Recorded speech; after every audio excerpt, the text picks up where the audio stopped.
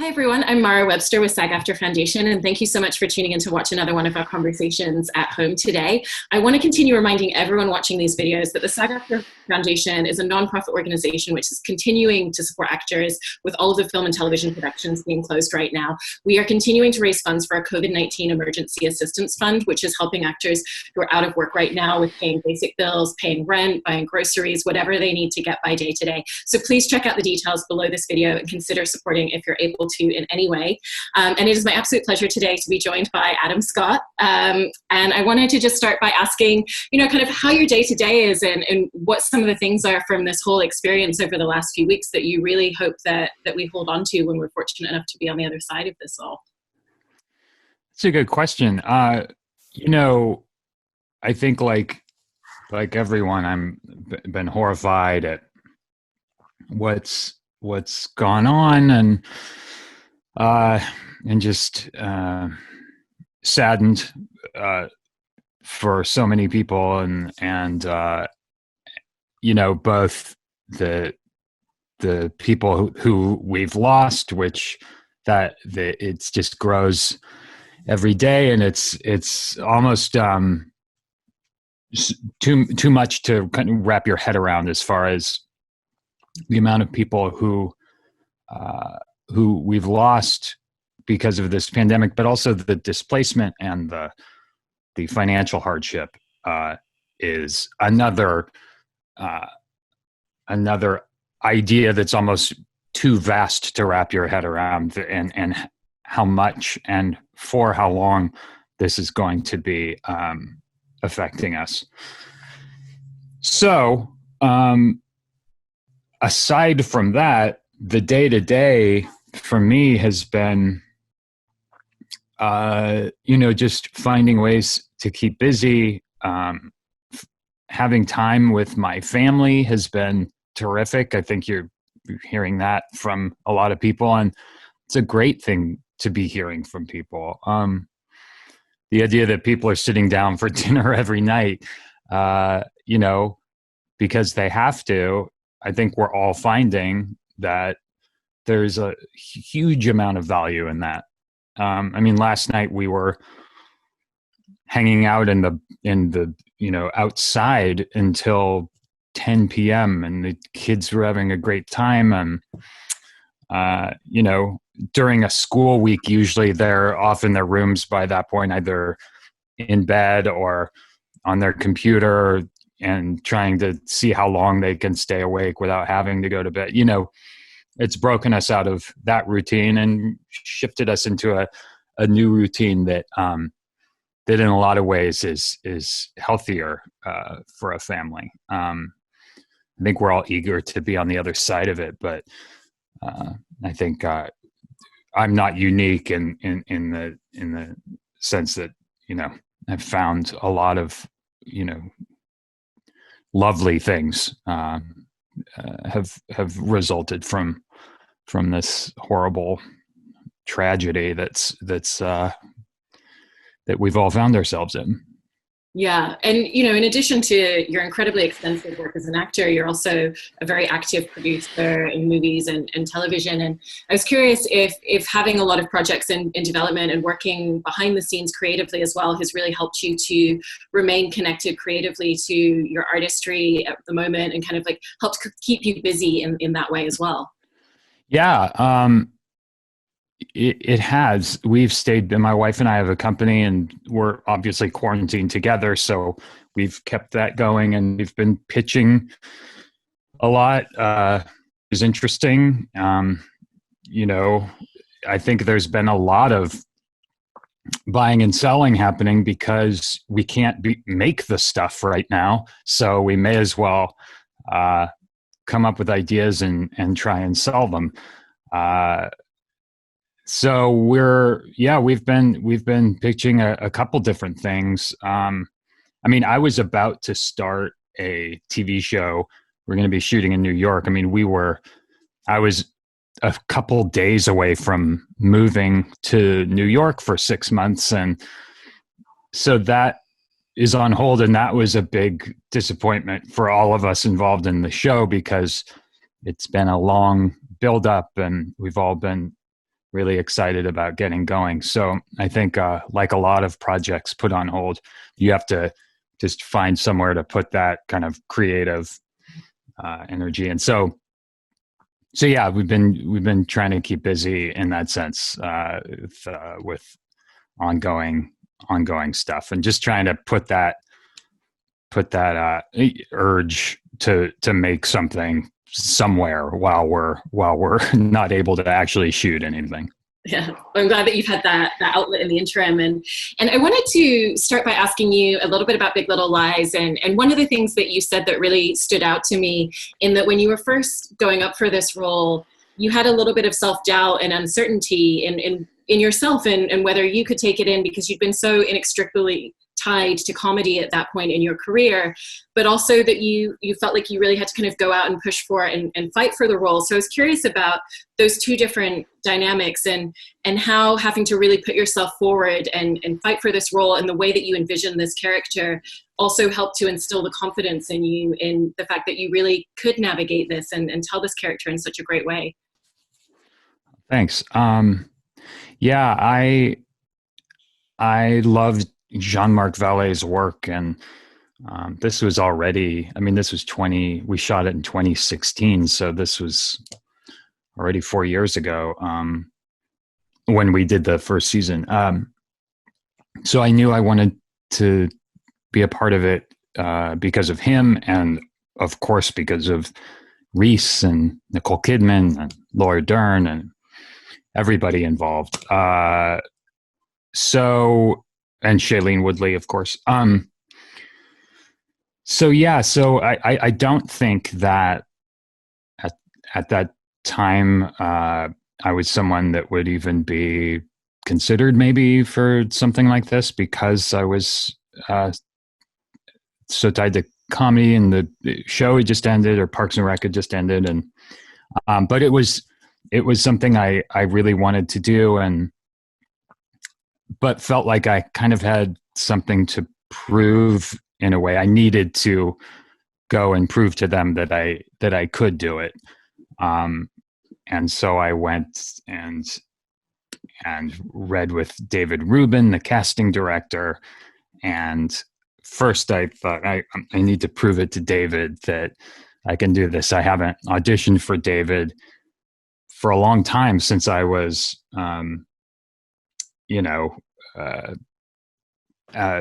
starting out. Probably it's been a long time. So I had to go and prove it to him. I did. And then after that, I needed to go prove it to Jean-Marc and the creative team at the show. And I did that. And I was not particularly confident, truly, because, if you're perceived a certain way, it's easy to buy into that and to perceive yourself that way, particularly in show business, where perception counts for a lot. And if it's been a long road, like it has for me, you put a lot into others' perception of you, because that's you're constantly thinking about that, and you have to be thinking about that, because telling a story, you always have to be thinking about the clarity of what it is you're trying to do, and whether or not it's going to be properly communicated to the audience. So you're constantly thinking about perception, but the perception of you as an actor, as a thing, there's a certain amount that you should let in, but then there's a certain amount you shouldn't. And I was letting too much in, and I was very kind of insecure and unsure about myself and my work. And so when I went in there, there have been like 2 or 3 moments like that in my career where I'm outside the audition, and I know that this is the shot. I can either make this work or not. And I just have to make it work. I have to I have to do it because this is too important. And I just get rid of everything else and just go and try and prove it to them and prove it to myself. It's a big part of it. And in those 2 or 3 times where I've really had that do or die moment where I'm about to go in and do this, those 2 or 3 times I've really focused up and gotten the job. But most of the time my mind is far too scattered to have that sort of like focused moment. So I was grateful that one of those 2 or 3 times was for Big Little Lies a few years ago. Yeah, I'm so glad that it panned out, because it's such a pleasure watching your performance in the show. And thanks. Once you had the role and you were at that part in the process where you're really just sitting with the scripts and developing the character, how, kind of what does that process look like for you, and how much do you like to really nail in and make specific choices for your character versus leave elements up to discovery once you're on set, particularly working with the rest of the cast and seeing how, Ed tessellates with everyone around him in his life and what everyone else is bringing through their performances? Yeah, that's a good question, because with comedy,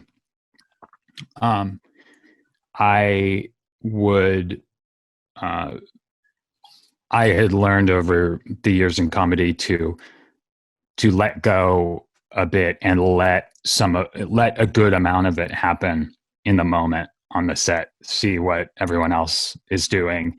And it's all about, you got to let everyone in and really kind of find the game with everyone else, right? And I loved that, and I learned so much working that way, starting with Step Brothers and then Party Down and then Parks and Rec. And so that's how I worked. That's how I liked to work. I was over that period of years, I was like, why would I ever work any other way? This is the best because we're doing it together. It's so fun.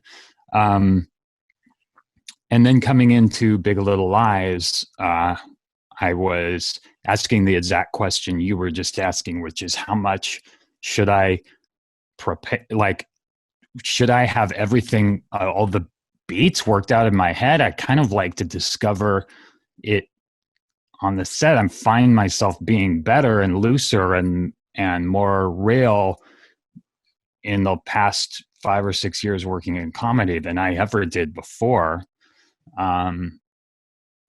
So what I ended up doing was kind of finding this happy medium where I remember at the first table read, Reese told me, she's like, just so you know, Jean-Marc, you need to know your shit cold, because the way he works, he'll jump all around in a scene and just take it back 4 lines, move the camera, and then just start at that line. So you have to be able to know your lines like a Rubik's Cube, so you can work on the fly. And so that was the first thing I did, was just make sure I knew these scenes inside and out, which is great because, and also, there isn't really improvisation, which is also something I'd grown accustomed to in comedy, is keeping it pretty loose. After a couple scripted takes, you can mess around. And this wasn't really that. So just having the word perfect kind of drilled in, so you don't even have to think about it. And so I just wanted to be ready for him. I didn't want to let him down. So that was the first thing I did. And, as far as that particular character, I just kind of, figured out who he was and what he was up to at this time, at the time that the story is taking place, and what, all that stuff, all the regular actor stuff. But I also wanted to let go a little bit and leave some of it sort of I didn't want the ground so softened that there was nothing else to discover, because also we didn't rehearse or anything. I wanted to know what Reese was going to do, and she brings so much to the the field or the game or whatever you want to call it, that's half of, what I 3/4 of what I'm going to do is based on, or everything that I'm going to do is based on what she's going to bring to it, especially since Madeline is in the driver's seat in the relationship, right? So there is a happy medium between just wanting to wait and see what happens, like I'd grown accustomed to in comedy, and then also just being so prepared that there's nothing that could sort of shake me loose from that foundation. Yeah. That makes sense. Yeah, no, it 100% does. Was there a unique aspect to working with Reese as your scene partner for the majority of what you film in the show, particularly because she's not just an executive producer on the show, she was involved in the development and really crafting those stories and those characters. So I imagine that, she even knows your character inside out in a way that's really rare for someone that you're sparring against on screen together. So I was interested in the way that really helped you in terms of figuring out your character and finding moments and scenes. Yeah, Reese is obviously a great actor, one of the best that we have. That's obvious. So I was a bit intimidated. I'd never worked with her before, but as far as her being the EP on the show and developing it and all of that. She really, when we're there working on scenes and stuff, she's really focused in and just there as an actor. I think that she works incredibly hard to get, a show like this pushed up the mountain. And as a great producer makes sure that the show is off and running in really good hands with Jean-Marc. And so when we're there working on a scene, she can be 100% focused on that. And also give all the other actors the freedom to do what they do as well. So I didn't really feel her producing hands when we were working on a scene. She was all about that while we were shooting those scenes. Yeah, and you have such a unique gift in terms of the directors on the show, having Jean-Marc Vallée film every single episode in the first season, and then Andrea Arnold with season 2. And how did that really help in terms of just having that artistic consistency for you and the rest of the cast? So you knew that every time, no matter what episode it was that you were filming, that it was really going to be the same experience on set. Yeah. Well, it was huge. It was great. It was like shooting a super long movie, both seasons. What you said is right on. You could totally trust both of them, knowing that you're a part of something really special. Andrea's movies, I was such a big fan of her and her movies, and the TV she did. I loved Dick, and she's an incredible filmmaker. And same with Jean-Marc. I was so into his films as well. So yeah, it's you're breathing rarefied air when you're getting to work with directors of that caliber, particularly on something with such a wide scope. 7 hours of a Jean-Marc Vallée movie or Andrea Arnold movie. That is a big deal to be a cog in that wheel. That's a really, really special place to be. Yeah. And then I feel like there was such a unique opportunity for you to take this character that you fully developed and really fleshed out and added all these layers to in season one, and almost deconstruct him this season because of everything that he's going through, and his journey and trying to figure out what his identity is outside of his relationship and his marriage.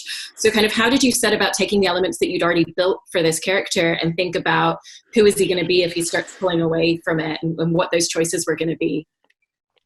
Yeah. Yeah, it's interesting because I think you're right. I think that season 2 is really about Ed searching for an identity, because he bases his identity around the person he's with. In this case, Madeline. And I sort of figured that Ed was the kind of person that had always done that.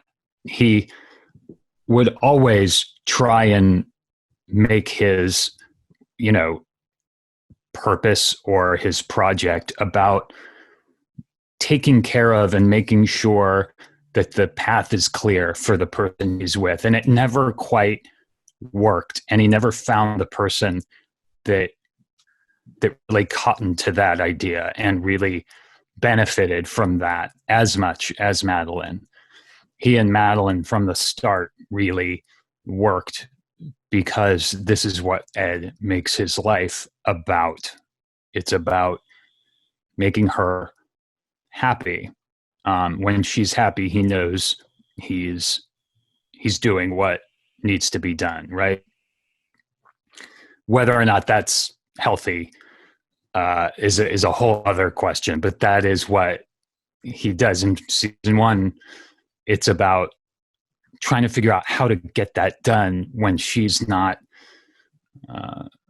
holding up her end of the bargain, right? And then season 2 is that rug being pulled out and him realizing that that's what he's been doing all those years, and that that's the identity he's built up for himself, and deciding that maybe he wants an identity outside of that, and what would that be, and kind of grappling with those questions, and then realizing ultimately that he's okay with that being his identity. Whether or not that's a compromise, I feel like that's a whole other question. Whether he compromises at the end, if he has to make a leap to get there and ultimately let her back in, or if it's 100% deserved and a healthy thing for him to do.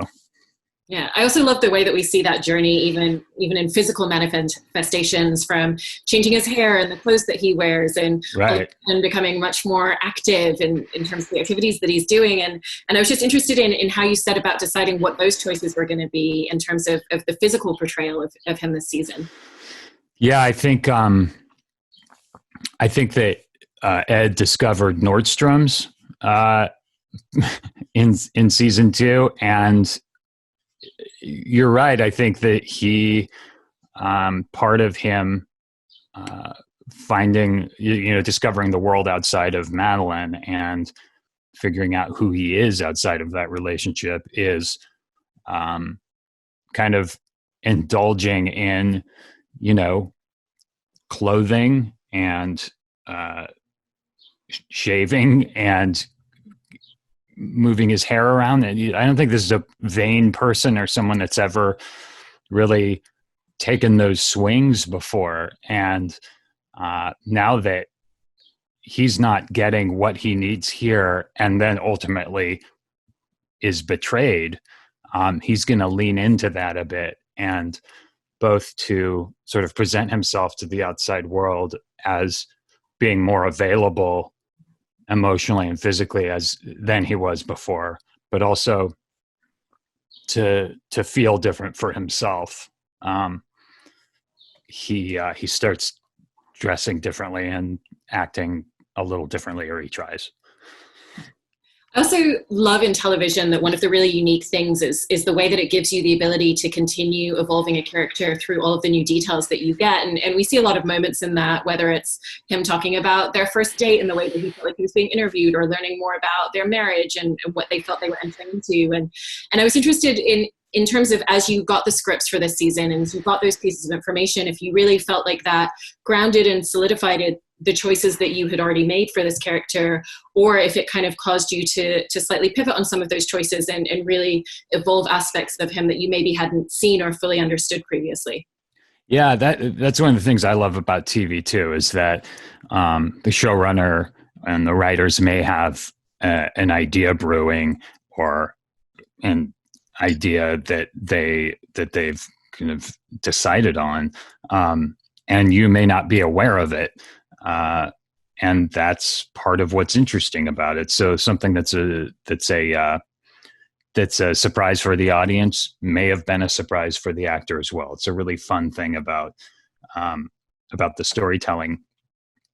As far as the season 2 stuff, happily, we talked about it a bit beforehand with David and Reese, and so I knew roughly where it was headed, and I thought it was a great direction for them to go as a couple, and for Ed, it was really interesting terrain, and it felt right that this is where he would go. As far as the details of him talking about his first date and stuff, that was all just terrific surprises week to week, getting these scripts and seeing what getting a page of dialogue that David Kelley has written for you is really one of the really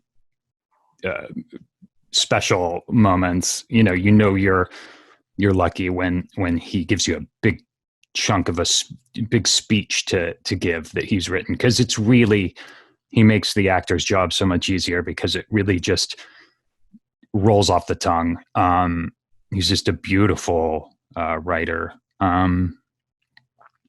So yeah, that stuff, those little details, we knew kind of generally where we were going, but little details like that were great and just fed into the direction we're all already going. It was so much fun. Yeah. Do you have a lot of opportunity to have conversations and to ask questions with David Kelley and the rest of the writing team to really break down those scenes, particularly when you're looking at those larger chunks of dialogue and the details in them? Yeah, David's really great and collaborative. And yeah, we would chat if Reese and I had a question. David was there and happy to talk through anything. But most for the most part, everything that he wrote was clear, and we knew exactly what it was we needed to do. With someone of that caliber, it's not, the only questions you really have are for the purpose of making sure that you're going to do it justice and give it everything it needs, everything that's required. There was never a point where something didn't make sense, or there were questions in like that. It was more about, this, it's clear what's happening here, but you want to know that you're getting it right, because you don't want to shoot a scene and have David later on think that you weren't giving it everything that it needed, essentially. Mm-hmm. I also wanted to ask you a little bit about your experience directing when you were on Parks and Recreation, and the fact that you directed an episode after you'd already been on the show for a few seasons at that point, and how just working with a cast where you really knew the rhythms and beats, the environment, how everything worked, even just logistically in a day-to-day sense, and understanding these characters so wholeheartedly, that really lent itself to your process in directing that episode. having been there so much before. Yeah.